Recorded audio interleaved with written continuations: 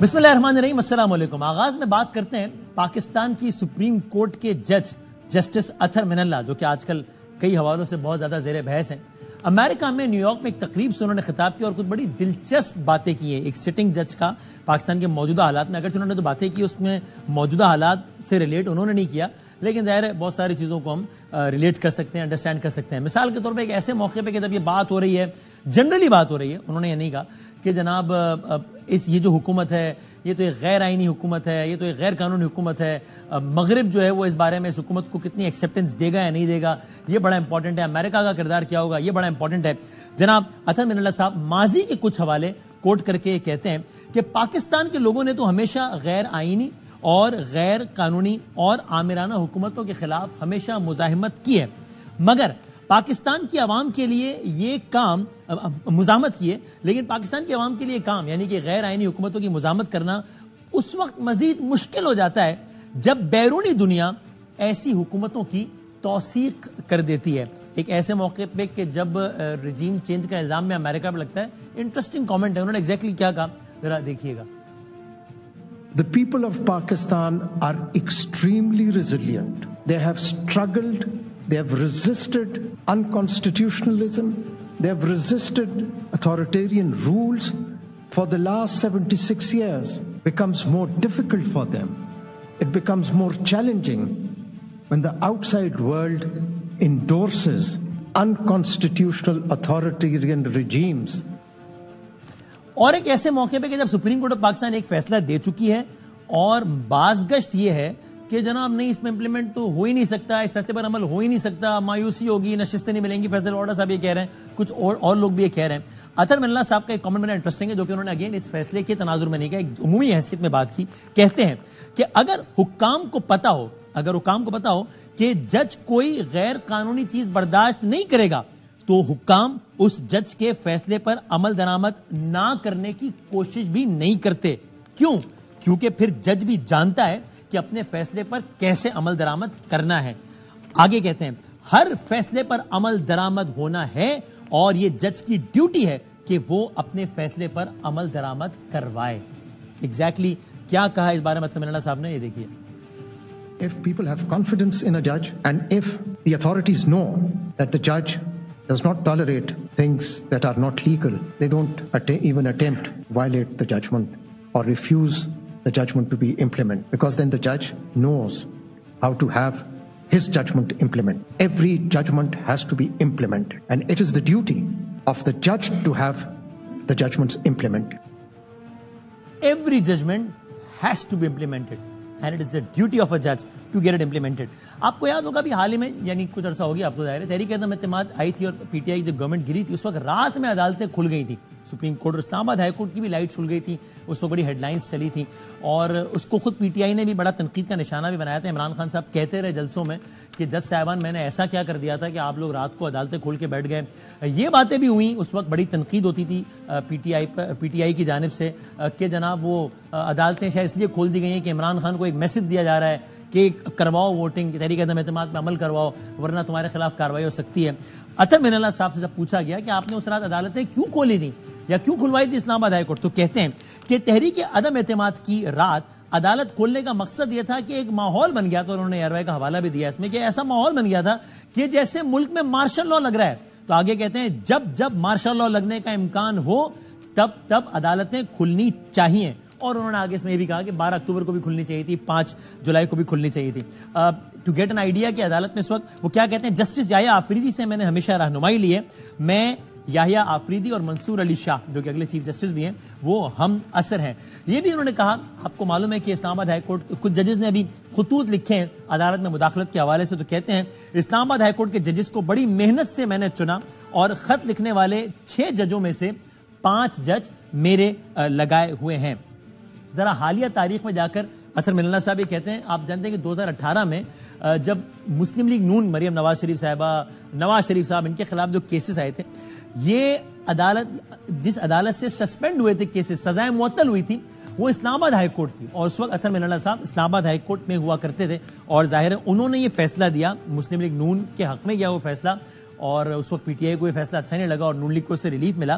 تو اطہر من اللہ صاحب اس حوالے سے کیا کہتے ہیں یہ دیکھیے. کہتے ہیں 2018 میں ایک سیاسی جماعت, ظاہر نون لیگ کی بات کریں, ایک سیاسی جماعت کے طاقتور لوگوں سے, ظاہر کی اسٹیبلشمنٹ کی بات ہو رہی ہے, ان سے معاملات اچھے نہیں تھے. جب میں نے 2 کیسز کو سسپینڈ کیا, یعنی کہ نون لیگ کے حق میں جب فیصلہ آیا, تب ایک منظم انداز سے میرے خلاف سوشل میڈیا پر باقاعدہ مہم چلائی گئی. میری فیملی اس پر باقاعدہ پریشان تھی, میری ساکھ پر باقاعدہ سوالات اٹھائے گئے, میرے خلاف پروپیگنڈا کیا گیا کہ میں نے بھی رشوت کے طور پر لندن میں 2 فلیٹس لے لیے ہیں. یہ پروپیگنڈا اتنا سخت تھا کہ میرے قریبی لوگ بھی اس پر یقین کرنے لگے, بلکہ وزرائے تفنن انہوں نے کہا کہ ایک وقت تو ایسا آیا کہ مجھے خود بھی اس پر شک ہونے لگا تھا.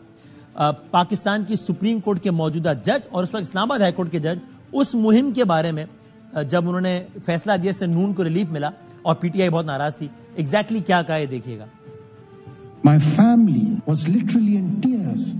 They propagated that I got 2 flats in bribe. That even those who were very close to me started believing that probably I might have got those 2 flats. I also started doubting myself. I said maybe. You see, because it was so strong. یہ وہ time تھا جب P T I بہت ناراض تھی. P T I کے ایک رہنما نے فرعون کا لفظ استعمال کر دیا تھا ان کے لیے, اور بہت کچھ اور بھی کہا جاتا تھا. اب وقت بدل گیا, حالات بدل گئے, جذبات بدل گئے. حال ہی میں اطہر من اللہ صاحب کی جو کچھ ججمنٹس ہیں یا رائے ہیں یا ریمارکس ہیں, ان سے اب الٹا معاملہ ہو گیا ہے. اب نون لیگ بہت ناراض ہے اور اب پی ٹی آئی کی نظر میں وہ بہترین جج ہیں, بہت خوش ہیں.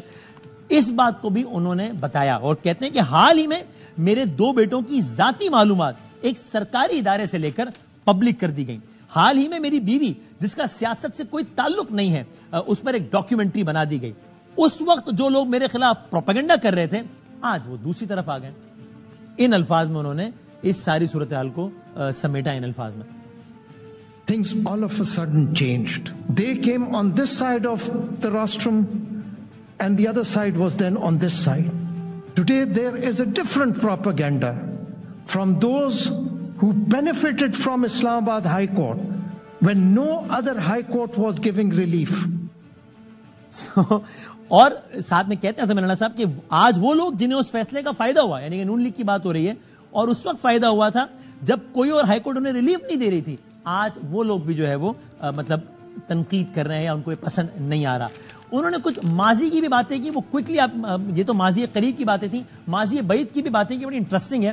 کوئکلی اگر ہم اس میں سے ایک تو آپ کو بتا دیں تو کہتے ہیں کہ جب مشرف صاحب نے ججز کو نظر بند کیا تو میں درخواست لے کر گیا, مگر رجسٹرار نے میری درخواست اعتراضات لگا کر واپس کر دی.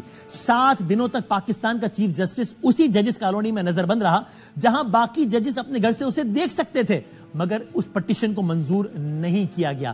اطہر من اللہ صاحب عدلیہ بحالی تحریک, افتخار چوئیسہ والی تحریک کا بہت اہم کردار تھے, لیکن وہ بھی آج یہ مانتے ہیں کہ بحالی کے بعد افتخار چوئیسہ صاحب کا رویہ کوئی زیادہ قابل تعریف نہیں تھا.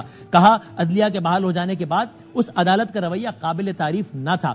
سپریم کورٹ کو میمو گیٹ کیس نہیں سننا چاہیے تھا, یہ ایگزیکٹو کی حدود میں مداخلت. یہ وہ کیس تھا جس میں نواز شریف صاحب چلے گئے تھے کالا کوٹ پہن کے کہ جناب وہ زرداری صاحب اور حسین حقانی صاحب امریکہ کے ساتھ مل کے فوج کے خلاف سازش کر رہے ہیں.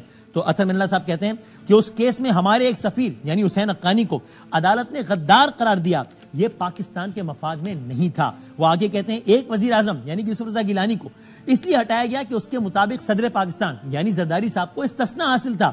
یہ موقف ٹھیک تھا اس وزیر اعظم کا, اور اس بنیاد پر ایک وزیر اعظم کو عہدے سے نہیں ہٹانا چاہیے تھا. مزید کہتے ہیں 18ویں ترمیم ایک اچھا عمل تھا, اس میں پہلی مرتبہ ججز کی تعیناتی کا طریقہ کار طے کیا گیا, مگر بدقسمتی سے اس وقت کے چیف جسٹس افتخار چودھری نے اسے بھی مناسب نہ جانا. ایک ایسا وقت بھی آیا جب قریب تھا کہ عدالت 18ویں ترمیم کو ہی کردم قرار دے دیتی. پارلیمنٹ کو مجبور کیا گیا کہ وہ ایک اور ترمیم لائے جس میں ججز کی تعیناتی کے طریقہ کار کو کچھ تبدیل کر دیا گیا. سو ویری انٹرسٹنگ, ایک سٹنگ جج سپریم کورٹ آف پاکستان کا حالیہ تاریخ میں بیہائنڈ دا کرٹنز کیا ہو رہا تھا اور وہ خود کیا فیل کر رہے تھے, یہ ہمیں بتا رہے تھے. اور آج کی بھی پاکستان کی جو خبریت ہے وہ عدالتوں کے گرد گھومتی ہے اور اس سے بھری پڑی ہے. اور ہم اسی سے اپنے پروگرام کا آغاز کرتے ہیں, اور پاکستان کے بہت ہی سینئر لائر جن کو ہم سب نے حال ہی میں سپریم کورٹ آف پاکستان کے سامنے ہی آرگیو کرتے ہوئے بھی دیکھا ہے, جناب سلمان اکرم رائع صاحب کسی تعارف کے محتاج نہیں ہے, سیاسی اور عدالتی دونوں حوالے سے آج کل بہت زیادہ زیر بحث رہتے ہیں. وہ ہمارے ساتھ ہیں.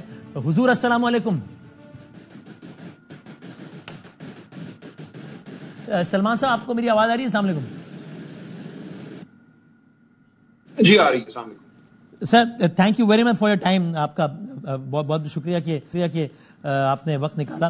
اچھا یہ سلمان ریاض صاحب، یہ تو ساری چیزیں چل رہی ہیں، میں ذرا عدالت کے حوالے سے پہلے آپ سے سوال کر لوں، کیونکہ اس کیس کے بعد آج ہی آپ سے بات ہوئی ہماری، تو وہ جو فیصلہ آ گیا بالآخر ظاہر پی ٹی آئی کے حق میں آیا، آپ کو اس اعتبار سے خوشگوار حیرت ہوئی کہ نہ صرف حق میں آیا بلکہ وہ نشستیں سنی اتحاد کونسل نہیں بلکہ پی ٹی آئی کو ہی مل گئیں؟ ایک کوئک کامنٹ ذرا اس پہ لے لوں گا. جی یقیناً ہمیں توقع تو تھی، اور ہمیں توقع یہ تھی کہ یہ سیٹیں ہمیں ملیں گی، اور سنی اتحاد کونسل اور پی ٹی آئی آخری دن جب بحث ہوئی تو بالکل یہ بات واضح تھی کہ دونوں ایک ہی ہیں.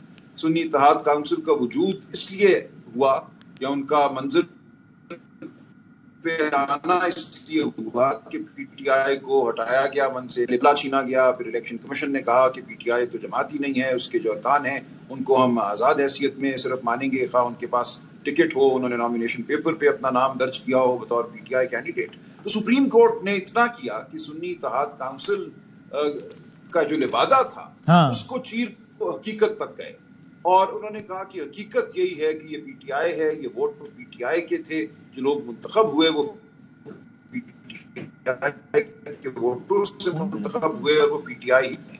یہ بالکل میں سمجھتا ہوں حقائق کے مطابق، قانون کے مطابق فیصلہ تھا. سنی اتحاد کونسل کے حوالے سے تو میں ذرا بھی گمان نہیں تھا کہ ہمیں سیٹیں نہیں ملیں گی. انہوں نے کہا کہ سنی اتحاد کونسل چونکہ کچھ بھی نہیں ہے سوائے پی ٹی آئی کے، اس لیے سیٹیں ہم پی ٹی آئی ہی کو دیں. سنی اتحاد کونسل کو بھی مل جاتی تو کوئی بڑی بات نہیں تھی، اگلے دن تمام لوگ پی ٹی آئی میں شامل ہو جاتے، یا سنی اتحاد کونسل اور پی ٹی آئی کا انضمام ہو جاتا، ضم ہو جاتی ایک دوسرے میں. وہ اب تو ہم آپ سے پوچھ سکتے ہیں نا کہ فیصلہ آ گیا ہے، فیصلہ آنے سے پہلے ہم قیاس نہیں پوچھتے تھے، آپ کو کیا ایکسپیکٹیشن تھی؟ ہماری آپ سے ایک رات پہلے ہی بات ہوئی تھی، فیصلہ آنے سے ایک رات پہلے آپ نے وقت نکالا تھا پروگرام کے لیے. آپ کی ایکسپیکٹیشن کیا تھی کہ فیصلہ خلاف آئے گا، سنی اتحاد کونسل کو ملیں گی نشستیں یا پی ٹی آئی کو ملیں گی؟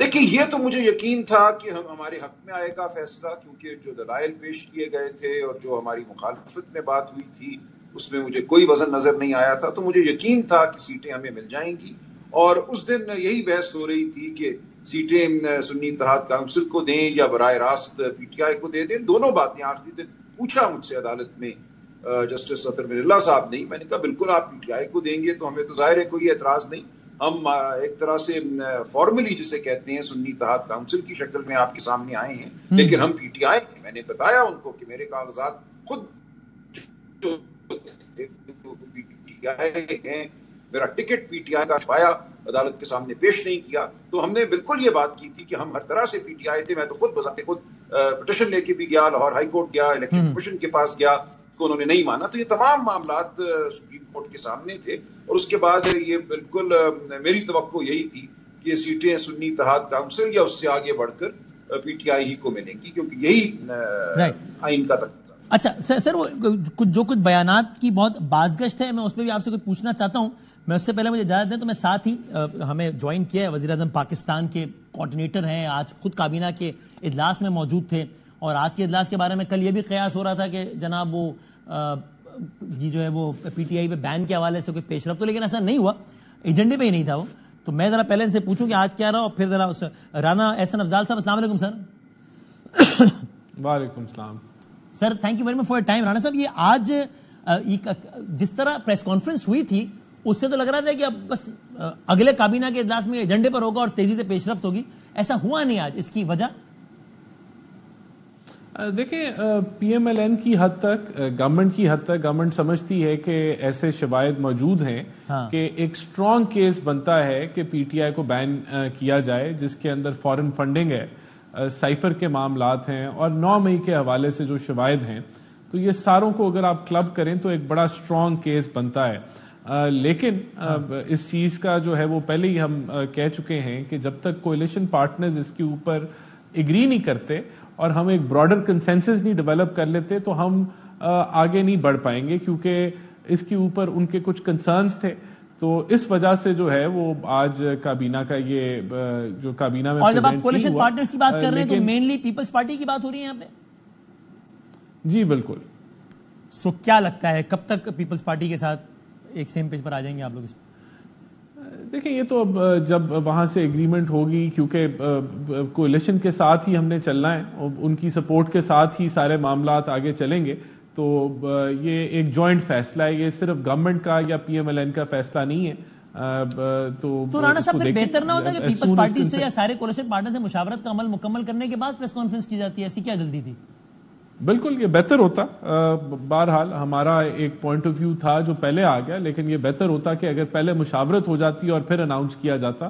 لیکن جہاں تک شواہد کی بات ہے اور جہاں تک ہم سمجھتے ہیں کہ یہ کیس آگے بڑھ سکتا ہے یا نہیں بڑھ سکتا، تو بالکل پی ٹی آئی کا جو رویہ رہا ہے، چاہے وہ سوشل میڈیا کے اوپر پروپیگنڈا ہو آرمی کے خلاف یا چیف کو ملائن کرنے کے لیے، یا پھر جو اس سے پہلے جو چیزیں رہی ہیں، معاملات رہے ہیں آئی ایم ایف کے معاہدے کو رد کرنے کے حوالے سے، اس کو سیبوٹاج کرنے کے حوالے سے، سائفر کے اوپر آڈیوز بڑی کلیئر ہیں کہ اس سے کھیلنا ہے، 9 مئی کے حوالے سے کہ خان نہیں پاکستانی، بہت سارے آپ کہہ رہے ہیں کہ چیزیں ہیں جو. اچھا ابھی اب کچھ حالیہ بیانات کی بھی باز گشت بہت ہے، جو وہ اس میں سلمان احمد صاحب کا بھی ایک مطلب بڑا حوالہ دیا جاتا ہے. اس کا چھوٹا سا ایک پس منظر پہ سلمان صاحب سے کہ ایک تو سلمان احمد صاحب آپ جانتے ہیں ظاہر ہے ایک سے زیادہ کورز نے یہ کہا، اس کی ہم جھلک بھی دکھا دیتے ہیں کہ خان صاحب نے کہا عدالت میں کہ میں نے جی ایچ کیو کے باہر احتجاج کی کال دی تھی مکمل طور پہ پرامن، احتجاج کی کال دی تھی میں نے مکمل پرامن. یہ ہم اس پہ جیو، ARY، سما اور ایک اور چینل کے ہمارے بھائی ہیں، ان کی ایک جھلک بھی دکھاتے ہیں کہ ان سبوں نے کنفرم کیا کہ خان صاحب نے کہا تھا. دکھائیے گا ایک جھلک اس کی. انہوں نے کہا کہ جب میں نے کہا کہ ممکنہ میری گرفتاری کے خلاف احتجاج کیا تو جن لوگوں نے گرفتار کیا ہے انہی کے ہاں جا کے آپ نے احتجاج کرنا ہے. جی ایچ کیو کا انہوں نے نام لیا. کل پہلی دفعہ انہوں نے جی ایچ کیو کے باہر پرامن احتجاج کی کال کا اعتراف کیا، ایک نہیں 2 مرتبہ انہوں نے اعتراف کیا ہے.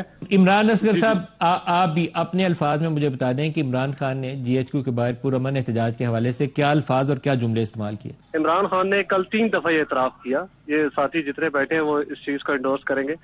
جب وہ ہم سے خطاب کر رہے تھے انہوں نے بڑا کلیئر کہا کہ میں نے یہ کہہ دیا تھا 9 مئی کے آنے سے پہلے کہ اگر مجھے گرفتار کیا جاتا ہے تو میری پارٹی کے کارکنان جو ہے پرامن طور پر جی ایچ کیو کے سامنے احتجاج کریں گے. 9 مئی کے واقعات کا حوالہ دیتے ہوئے ان کا یہ کہنا تھا کہ ہم پر بغاوت کے مقدمات بنائے گئے اور جو جی ایچ کیو تھا اس کے باہر میں نے کال دی تھی اپنی 2 دفعہ مجھ پر جو گرفتاری کی اٹیمپٹ ہوئی تھی، مجھ پر جو حملے ہوئے تھے، اس کے بعد میں نے پارٹی کے کارکنان اور قائدین کو کہا تھا کہ اگر مجھے گرفتار کر لیا جائے تو اس کے بعد جی ایچ کیو کے باہر باقاعدہ طور پر پرامن احتجاج کیا جائے. آپ چونکہ ظاہر خان صاحب سے ملتے رہتے ہیں اور میں ایزیوم کر رہا ہوں کہ اس دن بھی جب یہ بات ہوئی ہے جس دن کی رپورٹرز بات کر رہے ہیں آپ موجود تھے وہاں پر، تو یہ رپورٹرز ٹھیک کہہ رہے ہیں کیونکہ ایک سے زیادہ رپورٹرز ایک ہی بات کہہ رہے ہیں. اس دن میں نہیں تھا لیکن پرسوں میں تھا ڈیالہ جیل میں، میری گفتگو ہوئی تھی عمران خان صاحب سے. دیکھیے اعتراف کا لفظ مجھے نہیں سمجھ آتا کیوں ہمارے دوست استعمال کرتے ہیں. اعتراف کیا؟ انہوں نے یہ کہا کہ 14 مارچ کو جب زمان پارک پہ حملہ ہوا وہ رینجرز نے حملہ کیا، ان کا کوئی حق نہیں تھا وہ یہ کرتے، وارنٹ لے کر پولیس آتی. اسی طرح جوڈیشل کمپلیکس میں 18 مارچ کو ایک دفعہ پھر رینجرز کے ذریعے ایکشن کرنے کی کوشش کی گئی، دیگر اداروں کے لوگ بھی وہاں موجود تھے. اور جب 9 مئی کا واقعہ ہوا تو پھر ہم نے دیکھا اسلام آباد ہائی کورٹ میں رینجرز گئے اور جس بربریت سے انہوں نے یہ گرفتاری کی کہنا چاہیے. تو ان کا میرے حملے کے بعد جوڈیشل کمپلیکس پہ حملے کے بعد بالکل ہمارا یہ موقف تھا کہ جو لوگ یہ بربریت کر رہے ہیں احتجاج انہی کے سامنے کیا جائے گا نا. احتجاج کوئی ہم SOS ولیج کے سامنے جا کے تو نہیں کریں گے. جو لوگ یہ کر رہے ہیں انہی سے کہا جائے گا کہ آپ یہ مت کیجیے، آپ کا یہ کرنا غلط ہے. یہ اعتراف کا لفظ اس کے بدلے کوئی اور لفظ ڈھونڈ لیں جو آپ اس کا انتخاب کر رہے ہیں. لیکن یہ آپ رپورٹرز جو کہہ رہے ہیں وہ آپ اس متن سے اگری کرتے ہیں کہ خان صاحب نے ہاں یہ کہا کہ بھائی میں نے کہا تھا جی ایچ کیو کے باہر احتجاج کرنا کیونکہ بھائی جو گرفتار کرے گا اسی کے سامنے احتجاج کریں گے، پورا من رہنا. پہلے آواز جی بالکل، اور اس سے پہلے بھی ان کی ریکارڈ اسٹیٹمنٹس ہیں اس حوالے سے. اس میں کوئی نئی بات نہیں ہوئی اور اس میں کوئی اعتراف نہیں ہوا. اس میں بالکل وضاحت سے انہوں نے کہا کہ ایک گملہ نہیں ٹوٹنا چاہیے، ایک پتا نہیں ٹوٹنا چاہیے. جب ان پر قاتلانہ حملہ ہوا اس کے بعد کچھ نہیں ہوا، کوئی گملہ پتا نہیں ٹوٹا. تو یہاں کوئی ایسا ارادہ نہیں تھا، کوئی منصوبہ نہیں تھا کہ کوئی ہلڑ بازی ہو. سلمان صاحب آپ کے ایک بیان سے یہ تاثر ابھرا، مجھے کریکٹ کر دیجیے گا اگر اس کو میں غلط میں سمجھاؤں تو، آپ کے بیان سے تاثر ابھرا پچھلے بیان سے، جیسے آپ یہ کہہ رہے ہیں کہ خان صاحب نے ایسا قطعی نہیں کہا، نہ خان صاحب کی ایسی کوئی ہدایت تھی. پارٹی نے ڈیسائیڈ کیا تھا بعد میں وہ 14 والے واقعے کے بعد, جوڈیشل کمپلیکس والے واقعے کے بعد, کہ اب اگر کچھ ہوا تو ہم احتجاج کریں گے اور وہیں کریں گے جہاں ہونا چاہیے.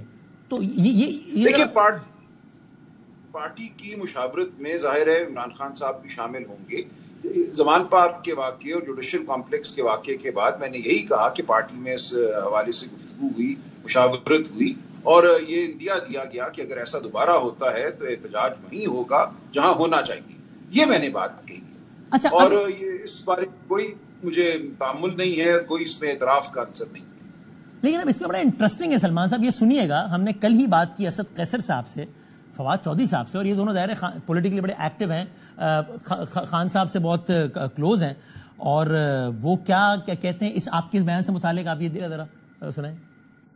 خان صاحب نے خود اس کو کلیئر کیا کہ میں چونکہ اریسٹ تھا میں کال نہیں دے سکتا تھا 9 مئی کو, لیکن 9 مئی سے پہلے بالکل دی ہیں. کبھی بھی خان صاحب نے کسی کو یہ نہیں کہا کہ آپ جا کے پرتشدد ہوں یا ملٹری انسٹالیشن کے باہر جا کے آپ احتجاج کریں. میرے نالج میں تو کوئی ایسا ڈیسیجن نہیں ہوا ہے. خان صاحب نے تو نہیں کیا, پارٹی لیول پر بھی نہیں ہوا, نہ ہماری CC میں ہوا ہے, نہ ہماری کوئی جو کمیٹیز تھی مختلف, ہماری اس وقت بھی پولیٹیکل کمیٹی تھی, کسی لیول پہ یہ ڈسکشن یہ بات نہیں ہوئی تھی. ہماری تو کسی میٹنگ میں کبھی یہ چیز ڈسکشن میں نہیں آئی. اچھا, اور نہ ہی کبھی کسی نے, عمران خان بشمول کسی نے یہ بات کہی کہ جناب جا کے کو GHQ کے باہر مظاہرہ کر دیں یا کور کمانڈر ہاؤس میں کر دیں. کبھی اس قسم کی کوئی ڈسکشن ہمارے تو سامنے نہیں ہوئی. تو یہ سوالات میں نے ان سے آپ کے بیان کا حوالہ دے کر ہی کہا تھا, جس میں انہوں نے کہا کہ نہیں ایسا تو نہیں ہوا کوئی بات. دیکھیے میں نے جو بات کی ہے وہ میں نے ذمہ داری سے کی ہے, میری اپنی سمجھ کے مطابق جو میں نے کہا ہے وہ درست کہا ہے. لیکن ظاہر ہے یہ بات عدالت میں جب آئے گی تو اس کا کیا وزن ہے وہ دیکھ لیا جائے گا. میری نظر میں تو کچھ بھی نہیں ہے, اس سے کچھ بھی نہیں بدلتا, کیونکہ آپ نے ایک جرم ثابت کرنا ہے. جرم ان لوگوں نے کیا جنہوں نے آگ لگائی, جنہوں نے چیزیں توڑی, ان کو کس نے اکسایا یا خود آئے, کیا ہوا وہ ایک دوسری بات ہے. لیکن وہ اس بات کا اس بات سے کوئی تعلق نہیں کہ یہ فیصلہ ہوا یا یہ خیال ہوا کہ احتجاج کرنا ہے اور وہاں کرنا ہے جہاں ہونا چاہیے. دونوں چیزوں کا کوئی آپس میں تعلق نہیں ہے. جرم ایک اور چیز ہے, ایک پرامن قانونی احتجاج ایک اور چیز ہے. اور آپ نے اسٹیٹمنٹ پہ قائم ہے, ٹھیک ہے. اچھا رانا صاحب, سلمان اکرم راز صاحب یہ کہتے ہیں, انہوں نے کافی اور جگہوں پر بھی کہا ہے کہ بھائی ہم نہیں 9 مئی جسٹیفائی کرتے, جہاں وائلنس ہوا ہے 9 مئی میں کتنے لوگوں نے کیا ہوگا, 20, 30, 40, 50, 70, ان 70 کو پکڑیں, عبرتناک سزائیں دیں, لیکن 10,000 بندہ اٹھا لیا اس رات, جو کہ اس بات کا ثبوت ہے کہ 9 مئی کی آڑ میں زیادتی ہوئی ہے پارٹی کے ساتھ. اس پرٹیکولر پوائنٹ کا کیا جواب ہے سر آپ کے پاس رانا صاحب؟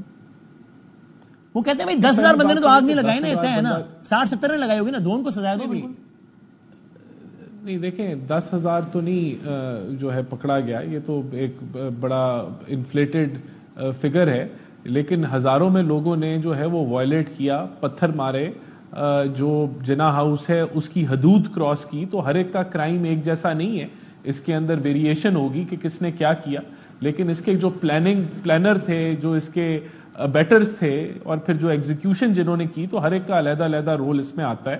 اور دیکھیں ایک چیز تو ثابت ہو گئی نا کہ یہ ان کا پلان تھا, اور ایسے ہی نہیں ہوتا کہ 10 شہروں میں یک وقت ایک ہی جماعت کے جو کارکن ہیں وہ فوجی تنصیبات, وہ تو کہہ رہے مجھے ماننے میں کوئی آر نہیں ہے, وہ کہہ رہے ہیں پرامن احتجاج کا پلان تھا اور اسی ملک کا حصہ ہے وہ جگہ, کیا مسئلہ ہے, وہ کہہ رہے ہیں پرامن احتجاج کا پلان تھا. نہیں وسیم بدامی صاحب, پرامن تو انہوں نے PTV پہ بھی کیا. آج بڑی تفصیل میں مریم اورنگزیب نے بتایا کہ پرامن احتجاج کے تو ان کی روایت ہے. زمان پاک میں بھی جو ہے پولیس ڈر کے جاتی تھی اور پیٹرول بم مارے جاتے تھے, تو پرامن تو یہ اسلام آباد ڈی چوک میں بھی جب جلاؤ گھراؤ کیا تب بھی پرامن تھے.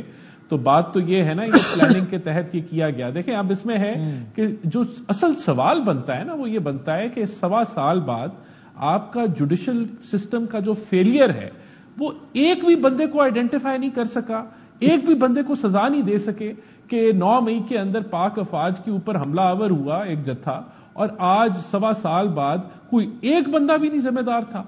تو یہ فیلئر ہے, اور اس فیلئر کے اوپر سیاست کی جا رہی ہے. اور جو کیسز فیلئر اس لیے ہے, ٹھیک ہے آپ کا نہیں, اور یہ فیلئر اس لیے ہے کہ سوال اٹھائے جاتے ہیں کہ ملٹری کورٹ ہوگا یا نہیں ہوگا, جبکہ آئین کلیئر ہے کہ جب کوئی فوجی تنصیبات کے اوپر حملہ آور ہو تو اس کا ملٹری کورٹ میں ٹرائل ہوگا. لیکن کیونکہ یہاں جو ہے گڈ ٹو سی یو کا رواج ہے, یہاں جو ہے وہ معاونت کی جاتی ہے اور بالکل یہ ڈسکریشن ہے جج کی کہ وہ آڈیو کو جو ہے وہ ایویڈنس میں شامل کرے یا نہ کرے یا اس کا فورینزک کرائے یا نہ کرائے، لیکن یہی سے جو ہے وہ پتہ لگ جاتا ہے کہ جو ہے آپ نے سلمان صاحب wants to respond to it, آپ کوئکلی رسپونڈ کر دیں. بات یہ ہے he wants to respond to it.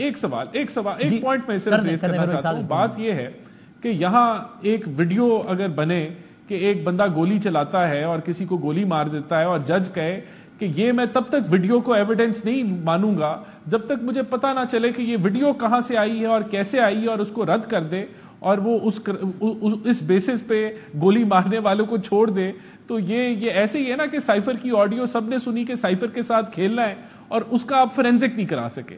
تو یہ تو پھر ڈسکریشن ججز جیسے مرضی کر کے، لیکن حقیقت یہ ہے، جو باٹم لائن ہے وہ یہ ہے کہ 1.25 سال بعد پاک افواج کے ساتھ ایک عام آدمی کو تو اس ملک میں انصاف نہیں ملتا. اس کا اگر باپ ہے تو بیٹا اور اس کا پھر پوتا جو ہے وہ کیس لڑتا ہے، لیکن یہاں پاک افواج پہ 25 کروڑ عوام نے دیکھا اپنی آنکھوں سے، سیلفیاں بنائی گئی، جشن منایا گیا، پتلونے لہرائی گئی، لیکن ایک آدمی کو سزا نہیں ملی. آپ کا نقطہ جہاں یہ کہ بھائی 10,000 بندہ کیوں اٹھا لیا اس چکر میں، ان کا نقطہ یہ کہ ایک کو بھی سزا کیوں نہیں ہوئی. یہ تو طے ہے نا کہ ایک نے تو پتھر مارا ہے نا، ایک نے تو آگ لگائی، سزا تو ایک کو بھی نہیں ہوئی. نہیں، کیونکہ انہوں نے کیسز ہی اتنے لغو بنائے ہیں. دیکھیں، اگر آپ 10 لوگوں پہ کیس بنائیں تو آپ کا کیس مضبوط ہوتا ہے، وہ بن جاتے ہیں. آپ کے یہ شخص ہے، اس نے گملہ توڑا، اس نے وردی نکالی، اس نے آگ لگائی، 10 20 15 لوگ ہوں گے، تو ان پہ آپ مقدمہ بنائیں تو وہ بن جاتے ہیں. ہمارے یہاں یہ رواج ہے، جس نے بھی اپنایا کہ آپ پورے گاؤں کو شامل کر لیتے ہیں. واردات ہوتی ہے نا کوئی، تو اس میں کہتے ہیں اس ایک کو نہیں، اس کے خاندان کے ہر طرف کے ہر شخص کو شامل کر لو. انہوں نے یہی کیا. چونکہ انہوں نے جھوٹی کہانیاں بنائی، اس لیے اس میں جو لوگ ملوث بھی تھے وہ اس کہانی کے جھوٹی ہونے کی وجہ سے ان کو فائدہ ہو گیا. کچھ لوگوں کو یہ لے گئے ملٹری کورٹس کی جانب. وہ بھی مقدمات اگر انہوں نے عام عدالتوں میں چلائے ہوتے تو اب تک چل چکے ہوتے. وہاں چونکہ اس پہ آپ بتائیے کیا کہتے ہیں رانا صاحب. غیر آئینی ٹرائل کی گئی. کہتے ہیں بندہ ہی آپ نے 10 کے بجائے جب 10,000 فٹ کیا ہے تو اس نے کیس کو اتنا ہلکا کر دیا کہ پر نہیں ہوئی ایک کو بھی سزا. آپ پراپر کیس بناتے ہیں؟ نہیں، ایسے نہیں ہے. یہاں جوڈیشل فیلئر ہے. یہاں آپ دیکھیں. اچھا ایک فائنل کامنٹ پہلے سلمان صاحب کرنے پھر آپ کر لیجیے گا. جی سلمان صاحب کمپلیٹ کیجیے. جی یہاں پہ یہی ہے کہ خوش کرنے کے لیے نہ کسی کو، جی ہم نے 10,000 لوگوں پہ مقدمہ ہے، چلے 500 لوگوں پہ مقدمہ بنا دیا، لیکن وہ مقدمہ غلط ہے نا. آپ نے جھوٹ گھڑا پھر اس سب کو بنانے کے لیے. آپ نے لوگوں کو جھوٹے رول اسائن کیے، اس نے یہ کیا، اس نے وہ کیا، اس نے وہ کیا، اور وہ پوری کہانی جو ہے وہ عدالت میں ڈھیر ہو جاتی ہے. یہ ہمارے یہاں بالعموم ہوتا ہے. تو یہی انہوں نے کیا اور ابھی اس کا نتیجہ بھگتیں گے. فائنل کامنٹ رانا صاحب. نہیں دیکھیں، یہ اس طرح اس بات کو اس طرح رد کر دینا یہ بڑا آسان ہے. یہاں پہلے تو آئینی سوال اٹھا دیا گیا کہ یہ ملٹری کورٹ چلیں گے نہیں چلیں گے، وہ ڈیلے کیا گیا. پھر میں نے آپ کو ایک آڈیو کا حوالہ دیا کہ اس کو ایویڈنس نہیں مانا گیا. اب ایک ملکی نیشنل سیکیورٹی کا ایشو ہے کہ آپ نے سائفر کو کس طرح مس یوز کیا گیا اور آپ نے ایک آڈیو کا فورینزک نہیں آپ کرا سکے. تو یہ تو پھر ڈسکریشن جہاں مرضی آپ جوڈیشری استعمال کر سکتی ہے اور وہ کرتی نظر آ رہی ہے.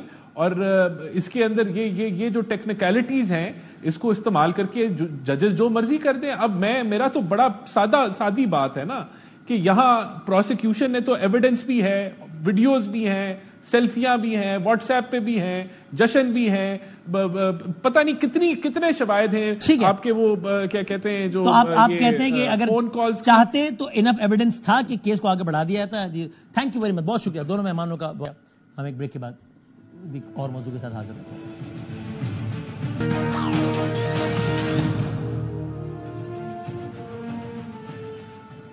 پریم آپ کے بعد پھر خوش آمدید کہتے ہیں. پچھلے سیگمنٹ میں سلمان اکرم راجہ صاحب اہم بات کہہ گئے کہ انہوں نے کہا کہ بالکل یہ خان صاحب نے یہ کہا تھا، پارٹی میں مشاورت ہوئی تھی اور خان صاحب اس میں شامل تھے. ظاہر ہے یعنی وہ پارٹی اور خان صاحب دونوں کے حوالے سے کہہ رہے ہیں کہ فیصلہ ہوا تھا کہ اب اگر ایسا کوئی اقدام ہوتا ہے تو ہم نے احتجاجی مظاہرہ کرنا ہے، چاہے وہ کوئی بھی مقام ہو، چاہے وہ GHQ ہو.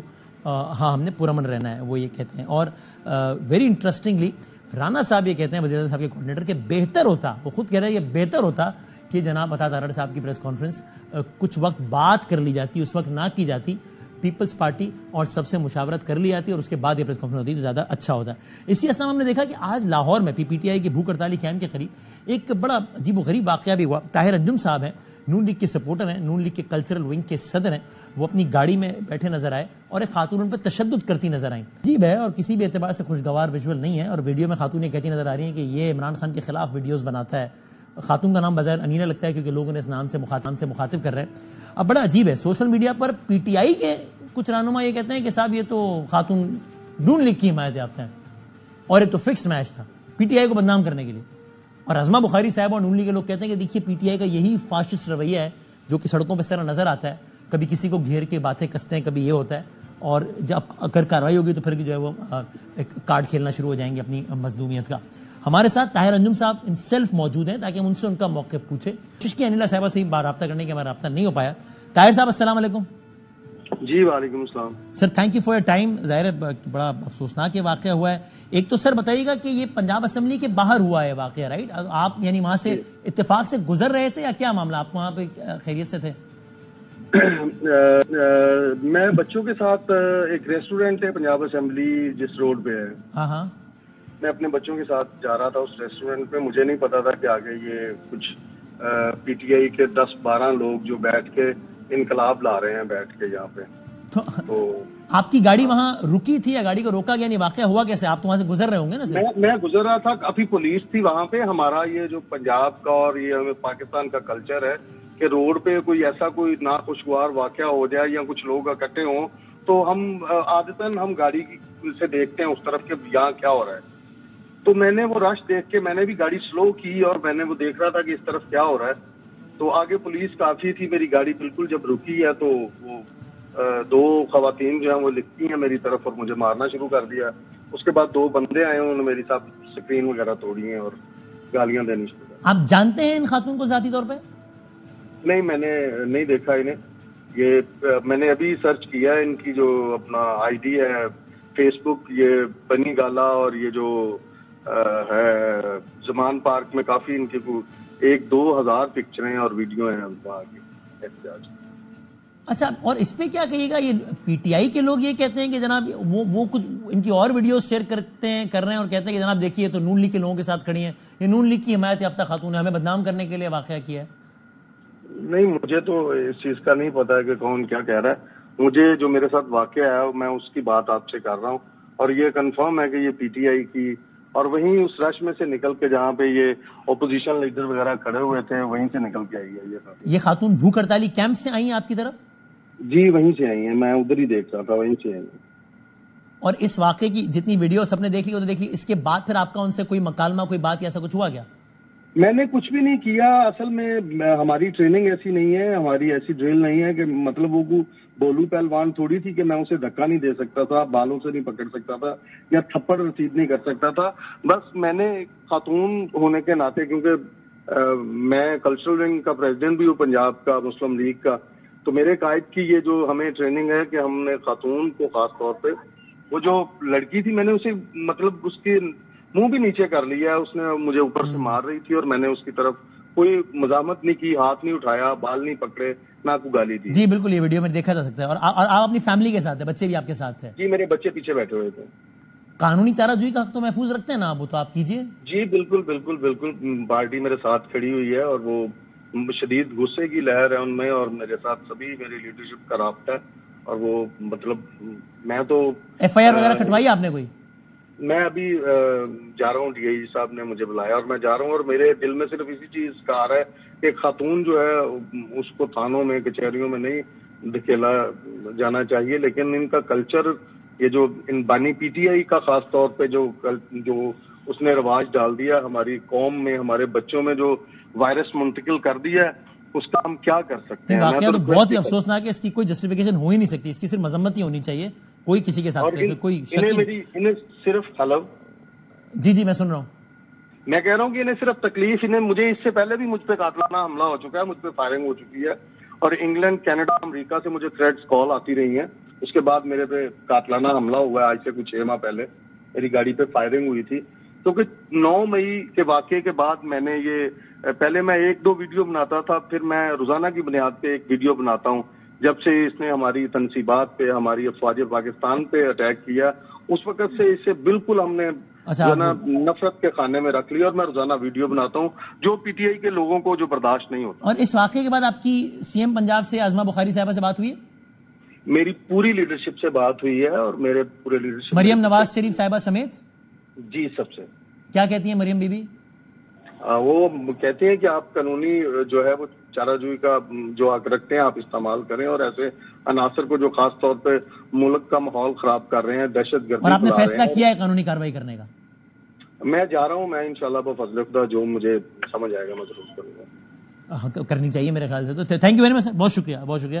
یہ تشدد مذمت ہونی چاہیے without any ifs and buts، جو بھی جس پہ بھی کرے اس کی سے مذمت ہونی چاہیے. میں کوئکلی آگے بڑھتے ہوئے، ہم پہلے بات کرنا چاہ رہے تھے لیکن وہ انہوں نے ابھی جوائن کیا ہے، سو آئی ایم ریئلی گریٹفل ہمارے ساتھ، چونکہ بہت سارے ایشوز چل رہے تھے بات کرنے کے لیے. گورنر خیبر پختونخوا عزت مآب جناب فیصل کریم کنڈی صاحب ہمارے ساتھ موجود ہیں. حضور السلام علیکم. وعلیکم السلام حضور والا. سر thank you very much for your time. Governor صاحب، سر میں کوئکلی چونکہ آپ سے ذرا دیر سے ہم کنیکٹ کر پائے تو میں بغیر کسی تمہید کے بعد سوال پوچھ لوں. ایک تو آج وزیر اعظم صاحب کے کوارڈینیٹر نے بھی ہمارے پروگرام میں کہا کہ آج کابینہ کے اجلاس میں کارروائی اس لیے آگے نہیں بڑھی پی ٹی آئی کی بین کے حوالے سے کہ مشاورت ابھی پیپلز پارٹی کے ساتھ مکمل نہیں ہوئی ہے، بلکہ انہوں نے کہا بہتر ہوتا ہے کہ ہم پریس کانفرنس بعد میں کر لیتے، پہلے مشاورت مکمل کر لیتے. تو سر ابھی جب میں آپ سے بات کر رہا ہوں پیپلز پارٹی میں سوچ کیا ہے، اکثریت کیا سوچ رہی ہے پیپلز پارٹی کی کہ بین ہونا چاہیے یا نہیں ہونا چاہیے؟ میں آفیشیل فیصلہ نہیں پوچھ رہا، وہ آپ کہیں گے سی کے بعد ہوگا. زیادہ تر رائے کیا ہے؟ بسم اللہ الرحمن الرحیم. دیکھیں مختلف رائے پائی جاتی ہیں، اس میں دونوں طرف کی رائے پائی جاتی ہیں، بین کے اوپر بھی پائی جاتی ہے اور بین نہ کرنے بھی پائی جاتی ہے. دیکھیں پاکستان کا ایک پالیٹکس اگر آپ دیکھیں، پاکستان پیپلز پارٹی کو بھی ماضی میں بین کیا گیا، باقی جماعتوں کو بین کیا گیا، لیکن پاکستان میں ووٹ شخصیات کے ہوتے ہیں، پارٹیز کے کم ہوتے ہیں. اگر آپ دیکھیں پیپلز پارٹی بھٹو فیملی کا ووٹ ہے، پی ایم ایل اے میں نواز شریف فیملی کا ہے، پی ٹی آئی میں عمران خان کا ووٹ ہے، اور آپ نے دیکھا بھی کہ مطلب ہے کہ جو بھی چھوٹی پارٹی میں اگر آپ جائیں جیسے جے یو آئی مولانا صاحب ہیں، احمد ولی صاحب ہیں، ایسے تو اس میں دو رائے پائی جاتی ہیں کہ بین کیا جائے یا نہیں کیا جائے. تو جب پارٹی کی سی یا سینئر قیادت کی جب میٹنگ ہوگی اس میں پھر رتی فیصلہ ہوگا کہ انہوں نے. آپ کی اپنی رائے کیا ہے؟ میں اپنی رائے تو جب مجھ سے پوچھا جائے گا تو بتاؤں گا. سر میں پوچھ تو رہا ہوں. اچھا بڑے لوگوں کے پوچھنے میں جواب دے دیں گے، ہمیں بھی بتا دیں سر. آپ تو سب سے بڑے لوگ ہیں، آپ تو حکومتیں گراتے ہیں اور بناتے رہتے ہیں. تو بتا دیں ذرا آپ کی رائے کیا ہے، ہم جاننا چاہ رہے ہیں. دیکھیں میں سمجھتا ہوں کہ یہ ماضی میں جو تجربہ ہے پارٹی بین کرنے کا، یہ کوئی کامیاب تجربہ نہیں رہا. ہم نے خود دیکھا پیپلز پارٹی کو بین کیا، پیپلز پارٹی پارلیمنٹیرین بنی، مسلم لیگ کو بھی اگر دیکھیں مسلم لیگ کاف بن گئی، مسلم لیگ بن گئی، ایم کے ایم کو بین کیا گیا، باقی ایسی جماعتوں کو بین کیا گیا. لیکن ووٹ پی ٹی آئی کے دوست ہمارے ساتھ ماضی میں نہیں مانتے تھے کہ جی خاندانی سیاست کو نہیں مانتے، جو کہتے تھے کہ خاندانی سیاست کا ہم خاتمہ کریں گے اور دوسری چیزیں. لیکن ووٹ شخصیات کے ہوتے ہیں. پاکستان میں سب کانٹیننٹ وغیرہ، انڈیا میں دیکھیں، بنگلہ دیش میں دیکھیں، پریکٹیکلی کوئی زیادہ فائدہ ہو نہیں پائے گا کیونکہ ووٹ جو ہے وہ شخصیات کے گرد نہیں. اگر وہ پی ٹی آئی نہیں ہوگا، اگر آپ مجھے فیصل بلائیں، اگر مجھے فیصل نہیں بلائیں گے تو کنڈی بلا لیں گے. تو مطلب ہے کہ کیا مطلب ہے کہ خیرت کا نام بدامی صاحب بلا لوں گا، وسیم بلا لوں گا، تو جنوں کا خیرت جو چاہے آپ کا اس نے کرشمہ ساز کرے. صحیح، ٹھیک ہے. اچھا اور سر یہ بھی بتا دیں آپ کی اس متعلق کیا رائے ہے کہ بعض گشت ہوتی ہے نا کبھی کہ او جی ایمرجنسی نہ لگ جائے، یہ نہ ہو جائے، وہ نہ ہو جائے. پیپلز پارٹی کلیئر ہے کہ ایسا کوئی اقدام ہوگا تو پیپلز پارٹی اس کو ماورائے آئین تصور کرے گی اور اس کی مخالفت کرے گی یا نہیں؟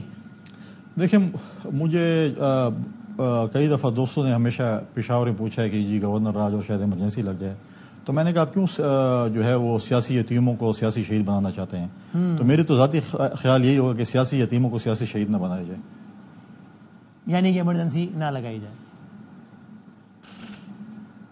بس یہی سمجھ لیں. میں گورنر راج ایمرجنسی میں سمجھتا ہوں کہ کیوں آپ ایک کو مطلب ہے کہ اتنا ویٹیج دے رہے ہیں ان کو، جس کی مطلب ہے کہ پالیٹکس جو ہے وہ میں تو سمجھ رہا ہوں کہ ختم ہونے جا رہی جس طریقے سے وہ کر رہے ہیں. تو کیوں آپ ان کو اتنا ویٹیج دے رہے ہیں تاکہ ان کو دوبارہ جو ہے نا اس چیز میں دوبارہ ان کر لیں آپ. اور سر یہ تو بتائیں آپ نے، میں تو حیران ہوں کہ آپ نے کہا کہ یہ علی امین گنڈا پور صاحب کا نام لے کے آپ نے کہا کہ وہ تو خود بھتہ دیتے ہیں. وہ کیا سی ایم بھتہ، کیا کہہ رہے ہیں آپ؟ سی ایم صاحب بھتہ دیتے ہیں؟ کس کو بھتہ دیتے ہیں؟ کون مانگ رہے ہیں ان سے؟ دیکھیں پہلی بات یہ ہے کہ آپ کے ایک چینل کے ایک اینکر نے ایک ویلاگ کیا تھا جس میں انہوں نے کہا تھا کہ جب کور کمانڈر صاحب کے گھر میں ایک میٹنگ ہوئی تھی جس میں صوبائی کابینہ شروع کے دن تھے، ہنی مون پیریڈ تھا، جب صوبائی کابینہ ان کے پاس گئی، وہاں پر جو بھی بات چیت ہوئی تو انہوں نے اس کا نام دیا کہ جی وہ، اور تھا بھی کہ لا اینڈ آرڈر پہ بریفنگ ہے جو بھی حالات کے. تو ادھر انہوں نے کہا اور جب اس نے وی لاک کیا اعزاز سید صاحب نے، میں اس کا نام بھی لوں گا، اس پہ کبھی بھی سی ایم صاحب اس کی تردید نہیں کی، اس نے تردید بھی نہیں کی. اب آپ مجھے بتائیں کہ جب 18ویں ترمیم کے بعد امن و امان قائم کرنا صوبائی حکومت کا کام ہے. جب سی ایم صاحب with all due respect for اعزاز سید صاحب زبردست کام کرتے ہیں، لیکن اب یہ تو نہیں ہوتا نا کہ سی ایم وسیم، میں اپنا نام لے رہا ہوں، وسیم ادامی وی لاک کرے، سی ایم اس کی تردید نہ کرے تو گورنر کوٹ کر دے کہ اس کا وسیم ادامی ٹھیک ہی کہہ رہا ہے کیونکہ سی ایم نے تردید نہیں کی. وہ سی ایم تردید تو نہیں کرتا پھرے گا نا روزانہ، تردید نہیں بھی کرے گا، لیکن بات ہوئی بھی ہے نا، ہمارے بھی کوئی ذرائع ہوتے ہیں. ہاں تو یہ کہنا آپ کی معلومات بھی یہی ہیں. اور میں بھی اس علاقے میں رہتا ہوں، میں ڈی خان میں رہتا ہوں، میں امریکہ میں نہیں رہتا ہوں، میں ڈی خان میں رہتا ہوں، اسی علاقے میں رہتا ہوں. بہت سی چیزیں مجھے اور بھی بہت سی چیزیں پتہ ہیں، شاید وہ آپ کو بھی نہ پتہ ہو اور وی لاگرز کو بھی نہ پتہ ہو. یقیناً نہیں پتہ تو چیزیں ہیں کہ جب 18ویں ترمیم کے بعد لا اینڈ آرڈر جو ہے، دیکھیں اب میں بتاؤں کہ آپ نے ابھی پچھلے دنوں دیکھا بریگیڈیئر ریٹائرڈ مسعود شاہ صاحب نے کیا کہا؟ آپ نے اسے کلپ دیکھا تھا؟ نہیں، آپ بتائیے. میں نے جب انہوں نے سی ایم صاحب کے متعلق بتایا تھا کہ وہاں پر جو ہے طالبان کے ایک گروپ یا جو بھی کہیں اس کو ایک وہ ہیڈ کرتے ہیں، اور میں ان کے والد کا بڑا اچھا دوست بھی ہوں. اچھا وہ تو کوئی پولیٹیکل نہیں ہے نا، وہ تو ایک اینالسٹ ہے نا. انہوں نے کہا اور ایک بہت بڑا الزام ہے سمجھتا ہوں کہ لگایا، تو سی ایم صاحب نے تم کو کچھ نہیں کہا اب تک، اس کی تردید بھی نہیں کی اور اس کو بھی کوئی نوٹس نہیں بھیجا. مجھے تو خیر انہوں نے بقول ان کے نوٹس بھیج دیا، مجھے تو ابھی تک نہیں ملا کہ کیا انہوں نے لکھا، لیکن وہ میں نے میڈیا کے ذریعے. اچھا لیکن معصومانہ سوال، ایک طرف آپ کہہ رہے ہیں کہ علی امین گنڈا پور بھتہ دیتے ہیں، دوسری طرف آپ کہہ رہے ہیں علی امین گنڈا پور طالبان کے دوست ہیں. کیا یہ کھلا تضاد نہیں؟ وہ کیا ایم کیو ایم کا بھتہ دے رہے ہیں، کس کو دے رہے ہیں؟ کھلا تضاد اس لیے دیکھیں، پہلے بھی ان کے اوپر ایک الزام تھا جب ان کے صوبائی وزیر شہید ہوئے تھے اسرار گنڈا پور. جی ہاں، اس کے بھائی سرکاری ملازم ہیں، وہ آج بھی ایف آئی اے میں ملازم ہیں، وہ پی ٹی آئی میں تھے. انہوں نے 164 کا بیان ریکارڈ کرایا ہوا ہے، انہوں نے غلط ریکارڈ، کیوں اس کو وہ نہیں کرتے؟ 164 کا بیان آپ کی پارٹی، کیا اس کی پارٹی نے کبھی یہ فیصلہ کیا کہ دونوں میری پارٹی کے تھے، اب تو وہ پارٹی چھوڑ گئے دوسری گروپ، کیا ان کو ہم انصاف دے دیں؟ دیا تو طالبان کو دے رہے ہیں بھتہ خالی. جب آپ کے دیکھیں اب پرابلم یہ ہے کہ آپ کے حلقے میں جج اغوا ہو رہے ہیں، انٹیلیجنس کے جو ہے لوگ جو ہیں وہ کسٹم ایجنسی کے لوگ شہید ہو رہے ہیں، فوجی شہید ہو رہے ہیں، پولیس کے نوجوان شہید ہو رہے ہیں. اور یہ میں آج نہیں کافی عرصے سے کہہ رہا تھا کہ اپیکس کمیٹی کا اجلاس بلایا جائے، ہمیں ان کیمرہ صوبائی اسمبلی کا اجلاس بلایا جائے، اسپیشل اجلاس بلایا جائے اس کا کیا نام ہے کیبنٹ کا، لا اینڈ آرڈر پہ ڈسکشن تو کریں کہ لا اینڈ آرڈر خراب ہے کہ نہیں ہے. یہ تو مان ہی رہے تھے. یہ تو ابھی بنو کا واقعہ ہوا اور ان کو جو ہے مطلب ہے کہ وہ تو کہا کہ اپیکس کمیٹی کا اجلاس بلا لیں اور یہ کر لیں وہ کر لیں، وہ بھی پتہ نہیں انہوں نے بلایا، کسی کہنے پہ بلایا، اور یہ تو نہیں کہہ رہے تھے تو اجلاس نہ انہوں نے کبھی بات کی ہے کہ ہماری لا اینڈ آرڈر صوبے کی خراب ہے. ہمارے ساؤتھ کی جب مولانا فضل الرحمان بنو واقعے کا ذمہ دار ویسے آپ کس کو سمجھتے ہیں گونا صاحب؟ دیکھیں بنو واقعے کے ذمہ وار تو دیکھیں ایک پراپر ایک کمیشن ہو اور اس کی کوئی رپورٹ ہے تو اس کے اوپر ذمہ وار الزامات لگانا تو بہت آسان بات ہے. لیکن بات یہ ہے کہ اگر ایک پرامن احتجاج ہو رہا ہے، ہر کسی کا جمہوری حق ہے کہ پرامن احتجاج کریں، لیکن جب پرامن احتجاج کے اندر آپ اسٹیٹ کے خلاف نعرے لگائیں گے، آپ فوج کے خلاف نعرے لگائیں گے، وہاں سے فائرنگ بھی ہوگی، مطلب یہ چیزوں کی انکوائری ہونی چاہیے کہ اگر کون ذمہ وار ہے، اس سائڈ وہ سیاسی ذمہ وار ہے یا یہ سائڈ ذمہ وار ہے. لیکن اگر فرض کرو اگر آپ کی اس جلوس میں آپ جس کو ہیڈ کر رہے ہیں اس کے اندر اسلحہ آیا، کیوں آیا، کس طریقے سے آیا، آپ نے مطلب ہے کہ دیکھیں ہمارے بھی بہت سے تحفظات ماضی میں اسٹیبلشمنٹس ہوں گے، لیکن کبھی ہم نے ایسے نہیں کیا کہ ہم فوج کے خلاف بھی نعرے لگائیں. آج وہ فوجی نوجوان آپ کی سرحدوں پہ کھڑے ہیں، آپ کی حفاظت کر رہے ہیں، آپریشنز کر رہے ہیں، آپ کے مطلب ہے کہ آپ کو تحفظ بھی دے رہے ہیں، پولیس کے نوجوان آپ کو تحفظ دے رہے ہیں. آج آپ ان کو مطلب ہے کہ کہیں کہ ان کے خلاف آپ نعرے لگائیں کہ آپ لوگ کیوں یہ کام کر رہے ہیں، تو آپ کو تحفظ امن و امان کیسے آئے گا؟ کیا ہمارے پاس جادو کی چھڑی ہے؟ کیا ہمارے پاس جو ہے کوئی ایسے تعویذ ہیں کہ ہم امن لے کے آ سکتے ہیں؟ میں جاتے آتے ذرا ایک سیاسی حوالے سے ایک سوال میں کوئکلی کر لوں کہ ابھی فواد چوہی صاحب کہتے ہیں کہ جناب خان صاحب کی رہائی ایک ہی طریقے سے ممکن ہے اگر پی ٹی آئی اور مولانا صاحب اور جی ڈی اے وغیرہ وہ سب ایک ہو جائیں. تو میرا سوال یہ اگر آپ کے پکے دوست علی امین گنڈا پور اور آپ کے پکے دوست مولانا فضل الرحمان صاحب یہ دونوں ایک ہو گئے، اگر آپ کے خلاف آپ تینوں نے ایک ہی حلقے سے الیکشن میں لڑا تو یہ دونوں ایک ہو گئے، تو پھر آپ کا پروگرام جاری رہ پائے گا یا ڈسٹرب ہو جائے گا؟ دیکھیں مولانا فضل الرحمان بڑے زیرک سے آزان ہیں اور چن چن کے بدلے لے رہے ہیں، روزانہ پیشیں لگا رہے صدقہ اثر صاحب کی تمہارے دوسرے دن آیا کرو. اور پھر بات یہ صدقہ اثر صاحب کہتے ہیں مولانا فضل الرحمان صاحب بڑے اچھے آدمی ہیں، علی امین صاحب ان کو برا بھلا کہتے ہیں. اب علی امین صاحب ان کے جو ہے صوبائی صدر ہیں، ان سے ذرا بیان تو دلوا دیں کہ مولانا فضل الرحمان کے ساتھ میں ایک ٹرک پہ سوار ہو کر جو ہے جہد کروں گا، اور پھر یہ بھی وعدہ لے لیں کہ جو مال غنیمت لوٹا گیا مولانا فضل الرحمان کے بقول کے میرے حق پہ ڈاکہ ڈالا گیا ووٹوں پہ، تو مال غنیمت تو پی ٹی آئی میں تقسیم ہوا ہے یا سنی اتحاد کونسل میں تقسیم ہوا ہے، تو مال غنیمت بھی واپس کریں گے کہ صرف مال غنیمت واپس نہیں کریں گے؟ آپ کو اطمینان ہے کہ مولانا آگے پیچھے لگا کے رکھیں گے اور ٹرک پہ کبھی ساتھ سوار نہیں ہوں گے؟ ٹرک کی بتی کے پیچھے لگا کے رکھیں گے. اچھا لیکن ٹرک کے اوپر سوار نہیں ہوں گے, ٹرک کی بتی کے پیچھے لگا کے رکھیں گے. مجھے مولانا صاحب دیکھیں ان کے ساتھ جو دیکھیں میرے بھی پولیٹیکل اپوننٹ ہے, لیکن کبھی میں نے ان کے ساتھ بلو دی بیلٹ بات نہیں کی. میں ان کی عزت احترام ہر پولیٹیکل لیڈر کرتا ہوں, لیکن جس قسم کی انہوں نے بدتمیزی, طوفان بدتمیزی کی, اور پھر مولانا صاحب کو بھی ایک مشکل تو ہوگی, تو اب وہ بھی کوئی فتویٰ ڈھونڈیں گے کہ یہودیوں کو کیسے مسلمان ڈکلیئر کیا جائے, یہودی ایجنٹوں کو جیسے وہ کہتے تھے. تو اب وہ ہے, وہ بھی ہے. اور دوسری بات ہے کہ جو کاف لیگ کو قاتل لیگ کہا تھا, پھر پرویز علیہ صاحب کو نائب وزیر اعظم بنا دیا. یہ تو ابھی ہمیں اخلاقی جرات ہے, ہم نے تو قوم سے معافی مانگی ہے کہ ہم نے ماضی میں جو غلطیاں کیا معافی مانگتے ہیں. یہ بھی کہا ہم نے غلطی کر دی, معافی مانگے تو ٹھیک ہے, آئے.